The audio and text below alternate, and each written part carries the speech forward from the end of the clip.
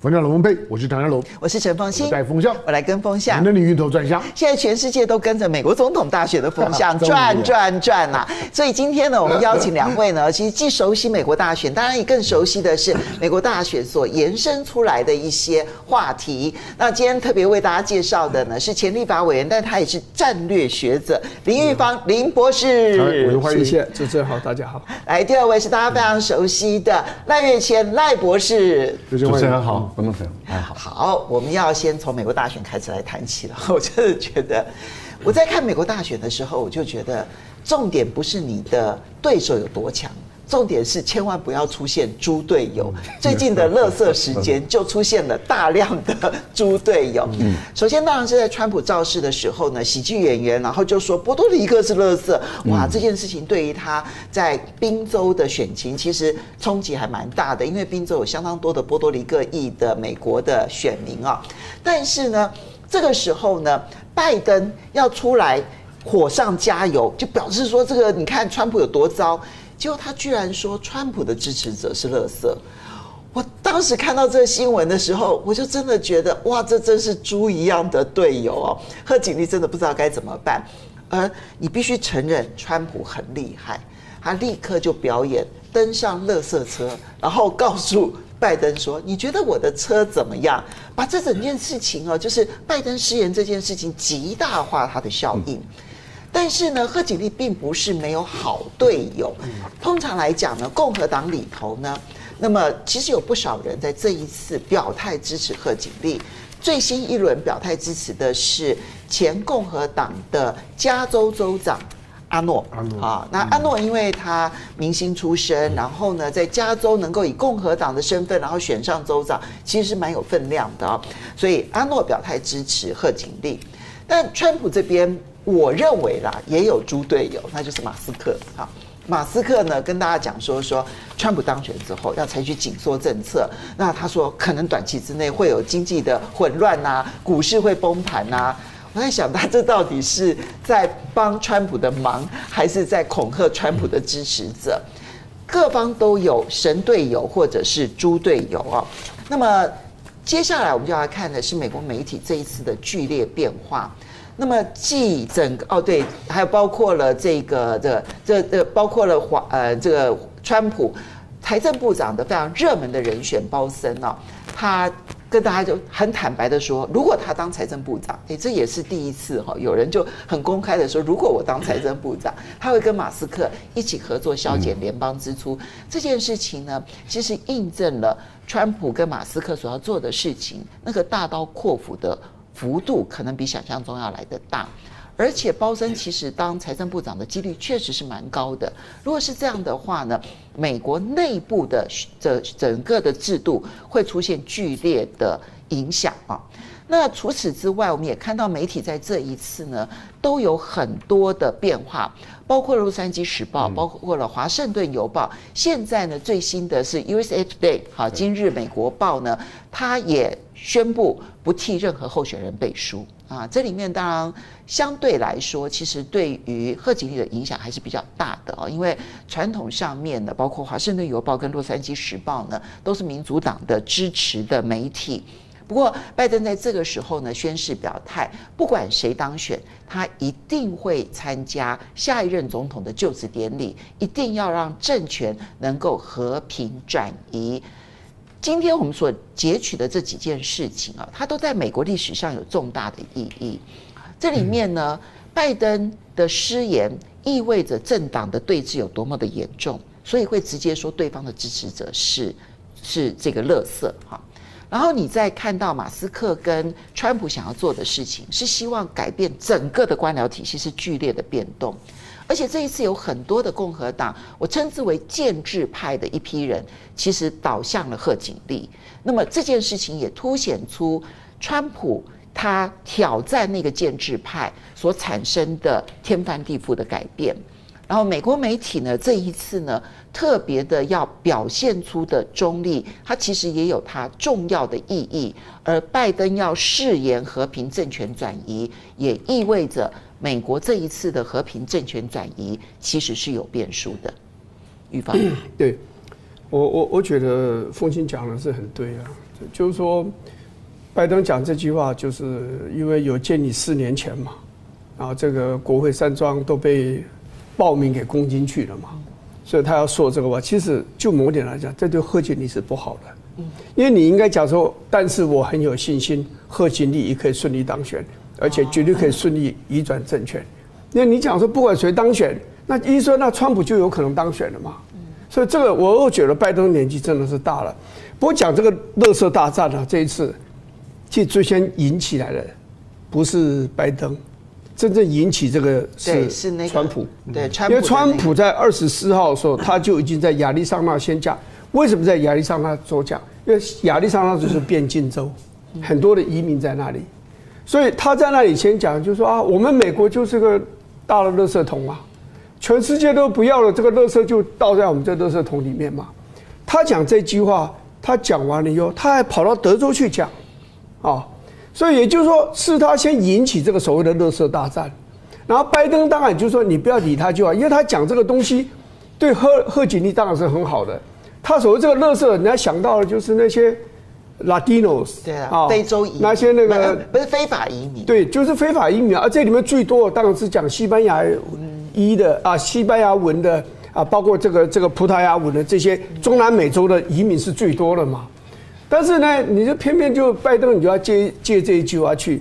可是我觉得，其实真正最有针对性的，还是这个啊那位谐星呐，在这个纽约的那个Square Garden 啊，这个所讲的话，他针对讲，他说那个这个 Latino 啊，这个波多黎各人，他就是波多黎各就是一个漂浮的垃圾岛。这讲这很不好，因为波多黎各人哦，95%是讲西班牙话的，所以他根本是符合这个 Espanol、Latino 这个框框里头，所以这个影响大概就会变得非常的大了哈。不过我现在讲了一件事，就是说，我比较觉得最近的变化比较大。其实先讲第一个变化，就到了进入10月的时候。其实贺锦丽是往下掉了，川普其实没有升很多，是贺锦丽往下掉。所以譬如说呢，你的10月6号，9月30号的时候，贺锦丽还领先3.7，到10月6号的时候就只领先2.8，到10月18号只领先1.7，到10月23号就领先1%，10月29一直到10月31都0.5，这是国会山庄报。我想你们2位主持人大概还有岳谦，大家都很熟悉。他是每次综合200-300份的那个全国的民调，把它综合出来了，这样。所以，但是呢，所以我们大家就想，贺锦丽大概完蛋了嘛？因为越往下的时候的民调越真实，越能反映实际。但是突然间，这个 CNN 丢出了一个民调出来了，说宾州双方是打平的，好是打平，但是呢。这个在 Wisconsin 呢，跟 Michigan 呢赢了，好，一个赢5%，赢5%，一个赢6%。因为严格讲起来，在《纽约时报》大概上个礼拜的这个民调里面啊，在 Wisconsin 这个地方是2个人是打成平手的，在 Michigan 这个地方，贺锦丽赢的票不到1%，可是现在的这个 CNN 做出来的民调是在 Wisconsin 贺锦丽赢了6%，Michigan 赢了5%。这个就是表示说有很大的改变，那是什么原因呢？我们也不晓得。那宾州还是打平，所以可见波多黎各人那50万人还没有发挥作用。不过这如果说是 CNN 的这个民调是很正确的反应的话呢，那这个情形应该在其他的所谓的摇摆州也会产生类似的这样一个效应。那因为现在整个7个摇摆州整个是连在一起的，大家赢的其实都很小。大部分都是拉平手，或者是赢个1%-2%而已，那都一夜之间都会翻盘。不过最后还是值得注意的一件事，从前面的川普2次总统大选看起来，川普是有所谓的隐藏票，做不出来隐藏票，最后开票结果都是比原来的民调预测的要多。所以川普的票是不是什么原因？当然有人讲说是shy。这个 Trump voters 就是说他有害羞，其实后来他们说不是，好，有专家出来讲的不是，是川普支持的很多是比较低阶的，我讲经济收入啊，不是看不起的意思，比较不容易接触原因是你电话打进去，他可能还在工厂工作，可能在夜市这个超市工作，你比较不容易接触他，而且再说，搞不好他连电话都没有。尤其你手机去查的话，去做民调，你可能做不出来。所以贺锦丽真正他们要担心的是，究竟这一次川普的隐藏性的选票究竟会有多少？好，我这边很快的请教一下玉芳两个很简单直观的问题。目前你觉得谁的几率大？第二，会不会乱？我在昨天看到 CNN 的电话以前，那个最新的民调以前呢，我觉得川普应该是会赢。为什么？因为传统上最支持民主党的两个少数族群，一个是那个就是 Latino 他们，好，西班牙裔的这些，第二个就是黑人，他们这次对贺锦丽的支持度都远不如以前对拜登，尤其是对奥巴马的支持度，这个是我担心的。可是呢，我觉得会有一点比较放心的，是看了这个 CNN 的这个民调以外呢，是因为最近啊，奥巴马夫妻都陪着贺锦丽到处去助选。你知道，在美国黑人眼中，他们最喜欢的白人是甘乃迪总统，就被枪杀的甘乃迪总统。他们最尊敬的黑人就是奥巴马跟他的太太。所以这个会不会有效？我觉得会有效。第二个呢，就那你要讲几率啦。哦，几率是吧？那我觉得几率的话，现在我看贺锦丽稍微会领先一点点了。OK， 我觉得会领先一点点。对。那会不会乱？我觉得不会乱了，因为上次乱的那些人，现在有的就已经判刑了，都已经在坐牢，有的还在判刑中，哦，所以我认为那是给大家一个教训，而且再出现这个问题的，我认为调国民兵的进去维持秩序的可能性就会变得很大。好，赖老师，你怎么去看这一次的选举？刚刚其实我们挑选的这几个在最近发生的几件事情，它其实都有代表性的意义。好，它凸显出彼此之间的对立，凸显出建制派跟川普之间的对立，凸显出马斯克跟川普可能真的要好好的把这个体制整个全部改变，然后也凸显出呢美国媒体现在的处境有多么的微妙。所以你怎么看？美国的国家确实是撕裂了啊，除了政党撕裂，也就是说我们所看到的。共和党跟民主党的支持者彻底撕裂了，这个国家已经分裂。第二个就是族群之间的矛盾也扩大了啊，这个都对于美国这样的一个国家发展并不利啊，这是第一个。第二个就是您提到的有关于马斯克啊，他跟他的候选的财政部部长，他们提到，其实他们是回到传统的共和党啊。不是建制派的共和党，OK， 严格上来讲是传统的共和党，因为传统的共和党比他主张是小政府，对，政府不要像大家长一样什么东西都管，你只要管你该管的事，那也就是例如说战争、国内治安的问题，然后再来就是这个国家的利益的问题啊，他就要考虑就是说怎么样让经济所得再升高一点。但是他们觉得社会福利或者是说健保等等，那不是应该政府管的事，那是应该是回到市场机制，由保险公司、保险制度自己来负责，由个人自己来负责。所以他们当然主张就是要削减政府的预算，因为没有理由政府去用这么多的公共开支来去做基础建设，然后造成这么多的浪费跟它的成效不彰，应该回到市场里面去。按照私人的方式来进行地方的这些基础建设，好，所以他们会主张这个缩减政府的开支。我想这个基本上来说，怎么样缩减政府的开支，减少美国政府的公债，预防政府的破产，这个是有市场的。这个在于经济学家来讲的话，他们是事实上是支持的，他们不会反对的，因为。很多的都已经在提醒说，政府破产的几率越来越高，政府负债已经破了每一年的利息9000多亿了，预估2025年可能会破1万亿美元的利息。那2024会计年度其实它就已经是1.8兆美元的借款，对，而且他们发现这1.8兆根本没有改善美国的这个基础设施嘛，高速公路在哪里？有没有修得更好？高铁在哪里？看不到影子。机场有没有做得更好？破旧的桥梁有没有修？当时拜登说要设很多电桩，电桩在哪里呢？什么都看不见。所以我觉得，马斯克跟他们的主张事实上是有一定的市场。另外，您提到的有关于这个喜剧演员共和党的。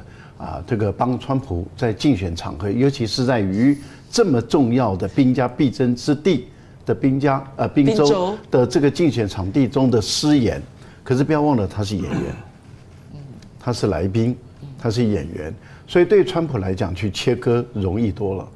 那当然，这个波多黎各的他们要求川普要道歉，那川普是没有道歉，但是很委婉的做切割了。